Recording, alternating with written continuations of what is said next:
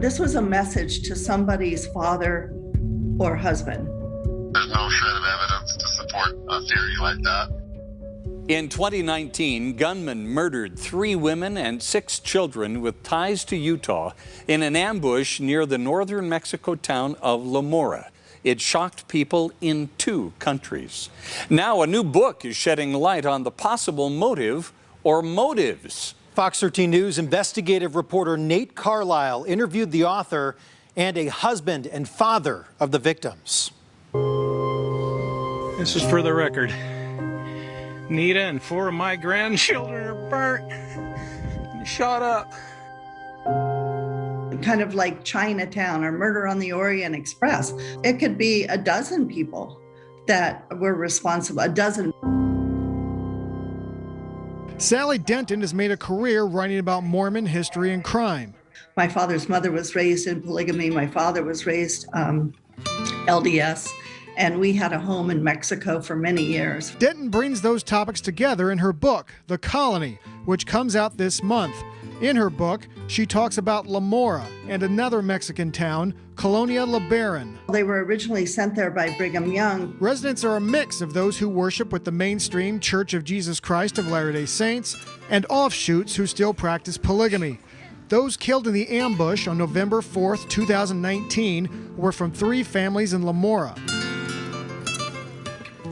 La Mora was really created more in the 1950s, more from fundamentalist Mormons. About 500 people came from Utah, Texas, North Dakota, and as well as other Mexican states to be here in Sonora. I traveled to La Mora for the funerals while then reporting for the Salt Lake Tribune. The victims were on their way through the mountains of Sonora and Chihuahua to visit relatives in LeBaron. The 2 communities, Denton says, have long been seen as outsiders in Mexico. They share and compete with native Mexicans and drug cartels for natural resources.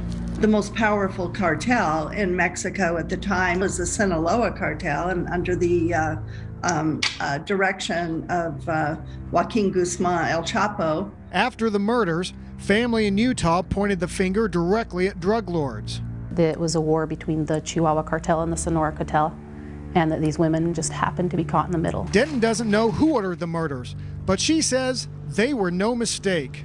This was a message to somebody's father or husband. I have no doubt that the target was Ronita Miller. She was the only one that they burned alive, that they used a rocket launcher, that they videotaped it, and I think it's probably related to the water. That's the biggest resource down there. There's no shred of evidence to support a theory like that. One of David Langford's wives, Donna, and 2 of his sons, 11-year-old Trevor and 2-year-old Rogan, died in the ambush.